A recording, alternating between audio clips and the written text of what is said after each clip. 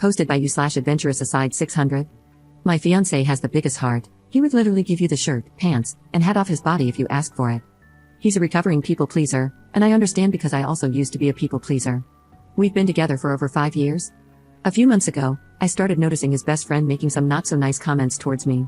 I'm trying to be vague, but let's just say this friend is the type to figure out who in the room would be most affected by being picked on, and then he picks and picks and picks on them until they can't take it anymore. Nobody ever really holds him accountable for this, and unfortunately, I have somehow become his favorite target. I tried to put up with these comments, but they started getting really elaborate. The friend would make up lies about me, claiming I said things I never did. He once called me in front of all our friends, my fiancé included, just to yell, "You're a bad friend," into the phone and then hung up. There's so much more to it that I can't share because I'm trying to remain somewhat anonymous. It started affecting me and my mental health, and I ended up having a full breakdown where I told my fiancé how much this was all starting to hurt me. The first time I broke down over this, my fiancé said he would talk to his friend about messing with me less. He then told me his friend was sorry and that he'd be keeping an ear out for any other comments, promising to jump to my defense if it happened again.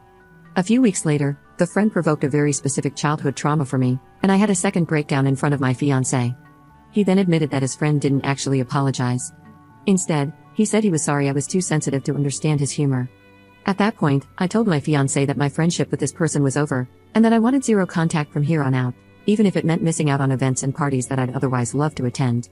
He agreed with me that all of this is being done with the intention of getting a rise out of me, and that even if we try to get through to this friend, he's so diabolical that we could never fully trust him not to treat me at least a little bit poorly.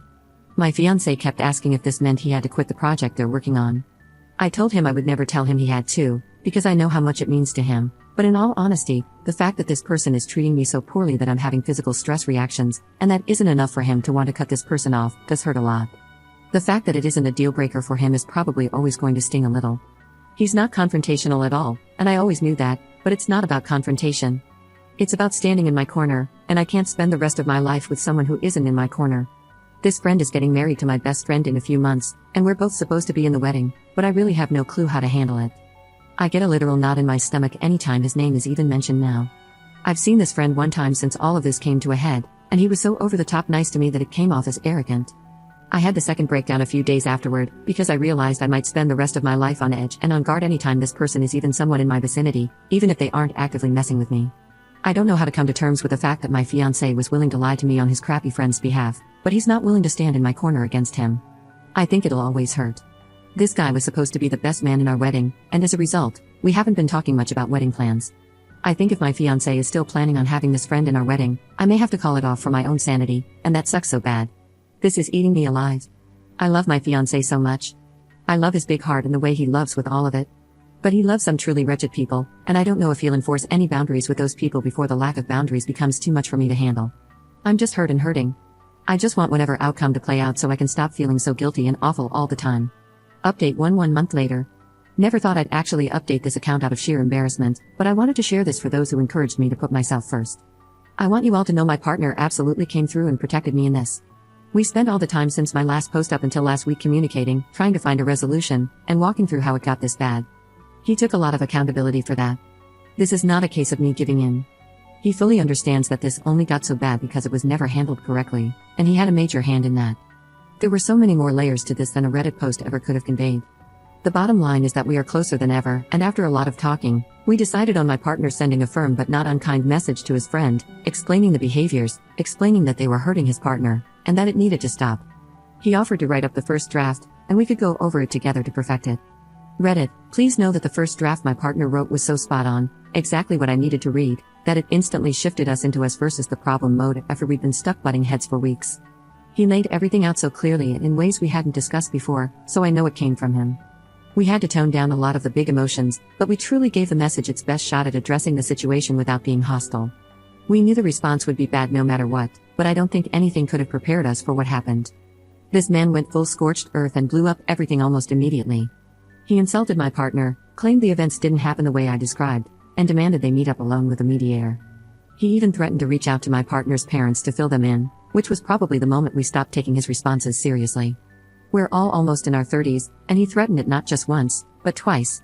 We actually had to call my partner's parents to warn them that he might show up at their place later this week, and not to open the door.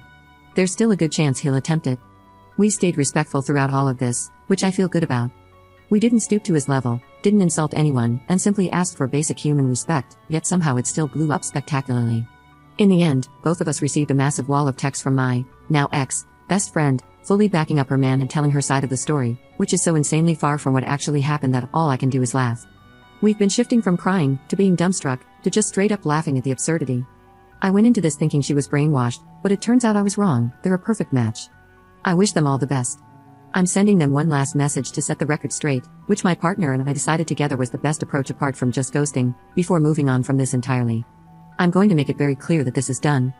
Zero contact indefinitely, and I will never look back. My partner and I both deserve much better friends, and we both see that so clearly now. I'm so glad I learned my friend's true colors before we dropped $800 on a hotel for their wedding. Thank you to everyone who was kind. Not only did I put myself first in the end, but my partner did too. We're going to take this week in stride, process it all, grieve the friendships we once thought were forever, and at the end of the week, we have a conveniently timed vacation at my partner's family cottage. I think we're going to come out of this stronger because we already feel it. Again, thank you to those who had something productive to say. I've made my peace with all the rest. I guess if the guy does something else outlandish, maybe I'll update, but for now, this chapter is closed, and I'm so ready for it to start collecting dust. Commenter. I'm extremely sorry this all happened, but I'm also happy that your partner gave you his full support here.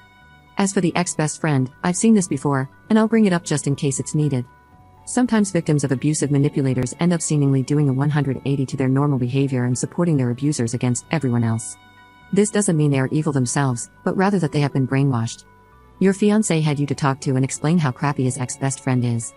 Your friend has no one close enough, apart from spending 24 hours per day with the psycho, and you don't know what crap he's feeding her, with the end goal of cutting her off from any loving friends, so that she only has him, and he can abuse her freely. I'm obviously not saying this is 100% the case here, just throwing it out for your consideration. Ops response. You know, I definitely went into this thinking exactly what you just laid out. But I refuse to set myself on fire to keep her warm, and the things she said in her message about my partner are irredeemable. She can never be a part of our lives again after what was said, out of respect for me and my partner, even if any part of me wanted to hold out hope for her.